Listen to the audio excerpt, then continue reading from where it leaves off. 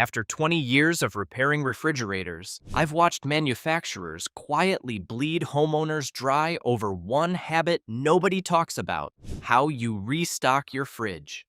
Today I'm exposing 12 insider habits the appliance industry hopes you never figure out.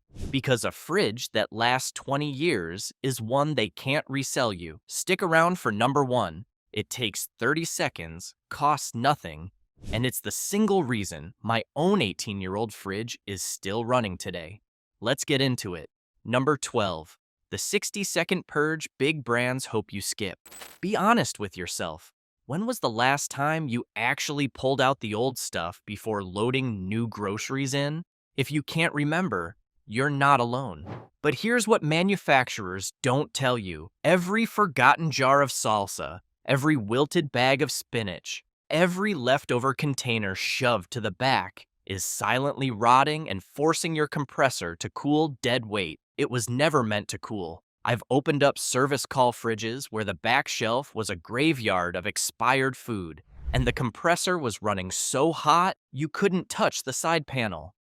Here's what's actually happening. Spoiled food releases moisture and gases that the air circulation system has to fight against, hour after hour.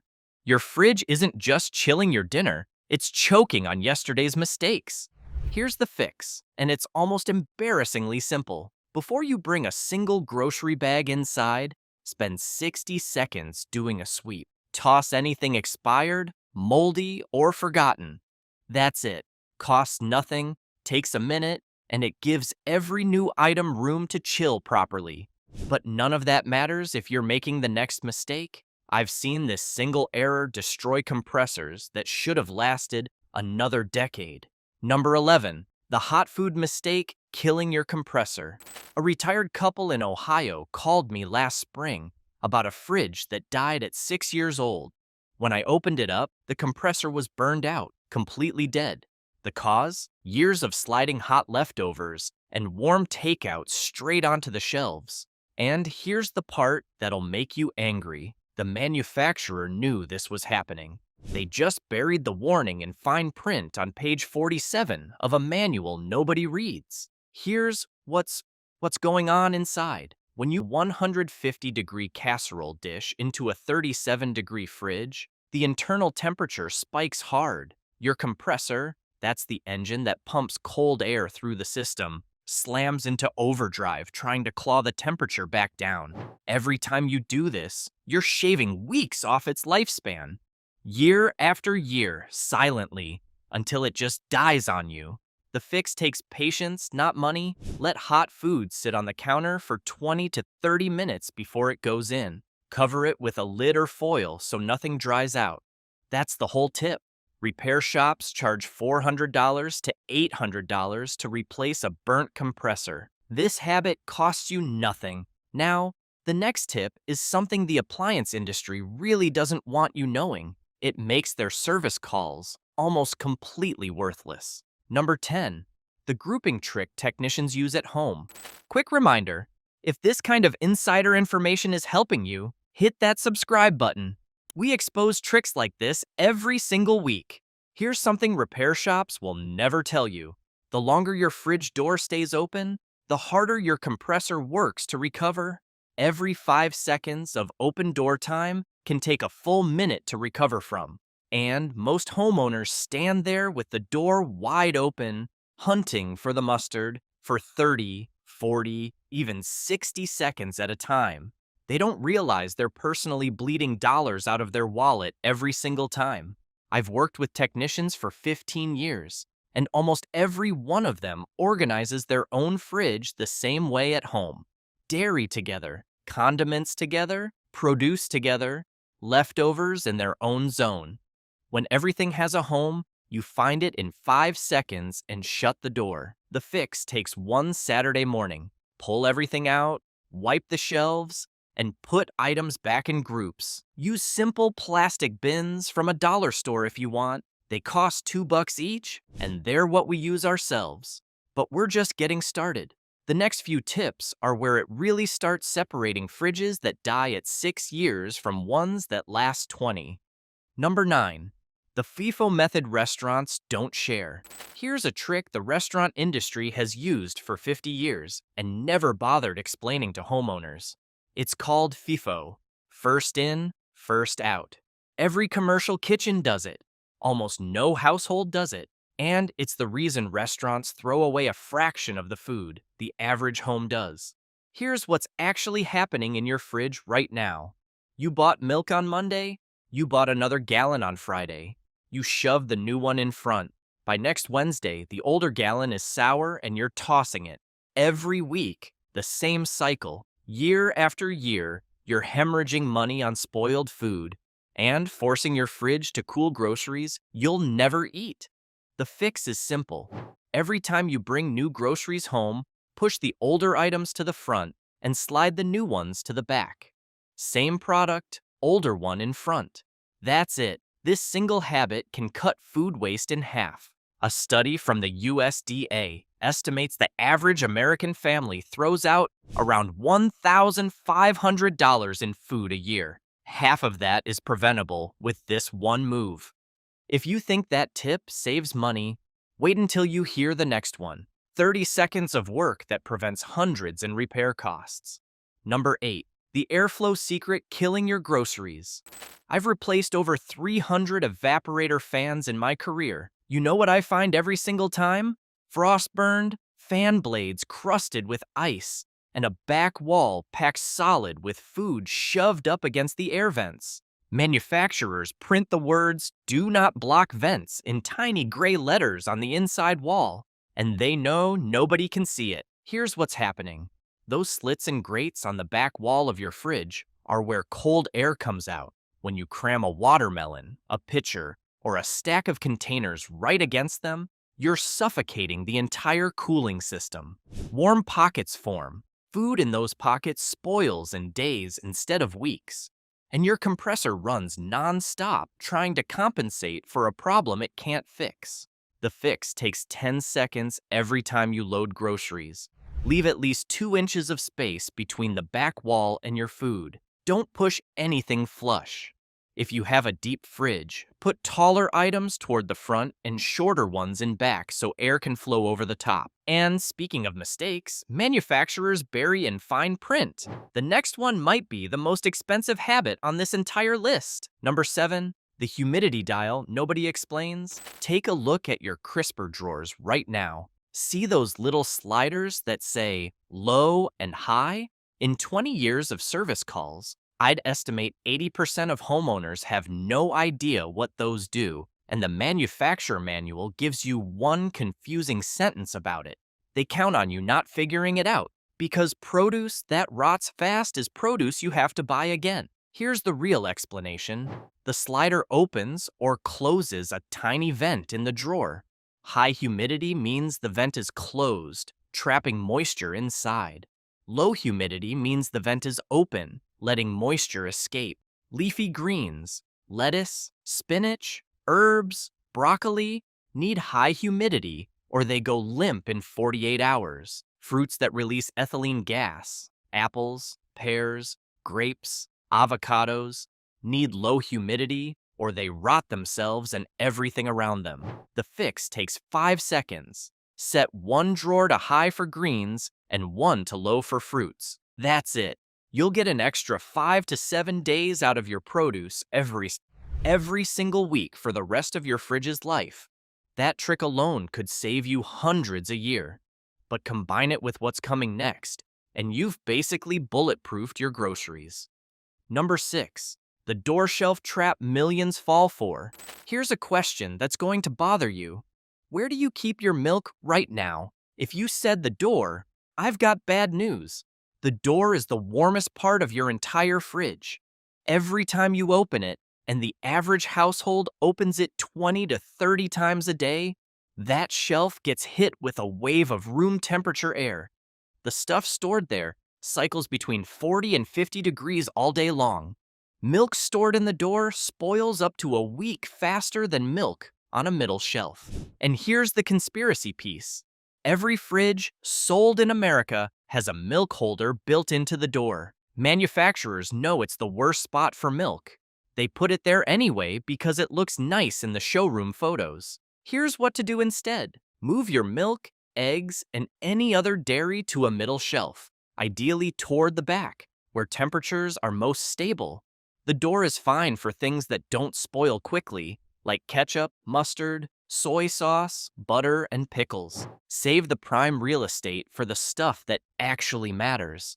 If you're still watching at this point, you already know more about your fridge than most appliance salesmen will ever tell you. Number 5. The thermal mass rule that cuts your energy bill. I've been doing this for 2 decades, and there's one habit that separates fridges that hit 15 years from ones that die at 7, keeping it reasonably full. Manufacturers won't tell you this because they want you to think bigger fridges and emptier shelves are luxury features. They're not. They're a tax on your power bill. Here's the physics, plain and simple. Cold food acts like a battery. It holds the cold. When you open the door and a wave of warm air rushes in, a fridge full of cold items absorbs that heat and recovers fast. An empty fridge has nothing to hold the cold, so the compressor has to work overtime every single time you open the door. Year after year, that compressor is running thousands of extra hours. But here's the catch. Full doesn't mean stuffed. Cramming it wall to wall blocks airflow and kills cooling efficiency. The sweet spot is about 75% full. If your fridge looks empty, fill the gaps with jugs of water. They cost nothing, and they save you real money on your power bill. That was important. But the next tip, I've seen this single mistake cost homeowners over $400 in spoiled groceries overnight. Number 4. The 5-second check that catches a $200 leak. Every time you shut the fridge door after restocking, you've got a 5-second job that 95% of homeowners skip. Glance down at the bottom of the door before you walk away. Is anything sticking out?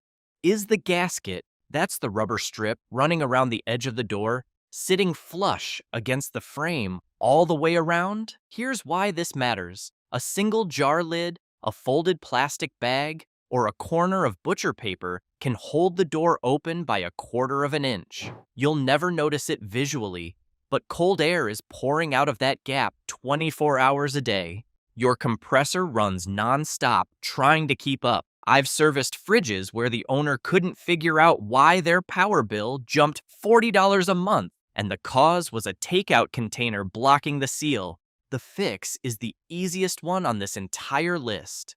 Every single time you close the door, look down, listen for the soft suction sound of a proper seal, and check that nothing is poking out. 5 seconds, done. A new gasket runs $80 to $200 from a repair shop. Catching the problem early costs you nothing. Now the next one is a tip repair shops charge real money for, and you can do it in 30 seconds at home. Number 3, the meat storage trick most people get wrong. Last week alone, I saw 3 fridges with the same problem. Sticky brown stains baked onto the bottom shelves that no amount of scrubbing would remove. Every single one was caused by raw meat stored in its supermarket packaging. Butcher paper leaks, plastic wrap trays leak, and those juices drip down through your shelves, contaminating everything below and bonding to the surface like glue. Here's what's really going on. Raw meat juice contains proteins that, once they dry, become almost as hard as varnish. You can scrub with bleach, with baking soda, with whatever you want. Those stains stay forever. And worse, the bacteria from raw chicken or beef can drip onto produce or ready-to-eat food sitting below. The fix takes 30 seconds when you get home. Before you put any raw meat into the fridge, transfer it into a sealed plastic container with a lid, or place it inside a zip-top bag. Store it on the bottom shelf so if anything does leak, it can't drip onto other food. That's it. Saves your shelves, saves your groceries from cross-contamination, and prevents a $40 service call to clean a drain hole clogged with dried meat juice. And speaking of damage that builds up silently, The next tip is one I wish every homeowner knew on day one. Number 2, the 5-second wipe that saves your shelves. Be honest with yourself here. How many times have you spilled a drop of pickle juice or splashed a bit of marinara onto a shelf during restocking and just thought, I'll wipe that up later? Later never comes. And that little splash hardens into a crust within hours. Here's the part repair shops never explain. Modern fridge shelves are made of tempered glass with plastic edges and rubber seals. When food residue dries onto them, it doesn't just sit there. It eats into the plastic, stains the glass, and warps the seals. I've seen shelves so damaged from years of dried-on spills that the owner had to special order replacements at $80 to $150 a piece from the same manufacturer that sold them the fridge. The fix is the simplest tip on this entire list. Keep a microfiber cloth or a paper towel within arm's reach of the kitchen. The moment you spill something during a restock, wipe it. 5 seconds, done. Compare that to the 20-minute scrub fest you'll be doing in 3 months when it's baked on solid. But none of that saves you if you're skipping number 1, the single biggest restocking mistake I see in 9 out of 10 homes. Number 1, the hidden bottle film secretly destroying your fridge. Pick up the ketchup bottle in your fridge right now. Look at the bottom. See that sticky brown ring? Now check the salad dressing, the jam jar, the honey, the maple syrup. Every single one of them carries a film of dried, sticky product on the bottom. And every time you put them back on the shelf, that film transfers. This is the number 1 hidden source of fridge odors, mold growth, and shelf damage in American homes. And manufacturers will never warn you about it because they sell replacement shelves for $80 a pop. Here's what's actually happening. That sticky residue traps dust, food crumbs, and moisture. Over months, it becomes a breeding ground for mold and bacteria. The smell people blame on old food is almost always coming from the layer of dried sauce on the bottom of their condiment bottles. I tell every single homeowner the same thing. Clean the bottle, not just the shelf. Yet the fridge in my own home, an 18-year-old workhorse, is still running because I've done this since day 1. Here's the fix, and it's the trick the industry hopes you never adopt. Every time you restock, take 5 seconds per bottle. Wipe the bottom with a damp cloth before you put it back. That's it. 5 seconds per jar, maybe 2 minutes total per restocking trip. Your shelves stay clean, odors disappear, mold never gets a foothold, and your fridge can last decades instead of years. A repair shop charges $200 to deep clean an interior. You just did it for free in less time than it takes to make coffee. That's 12 insider habits that'll keep your fridge running for decades. But none of this matters if you're making the 10 fridge mistakes I cover in this next video. They're on your screen right now. Click it. I'll see you there.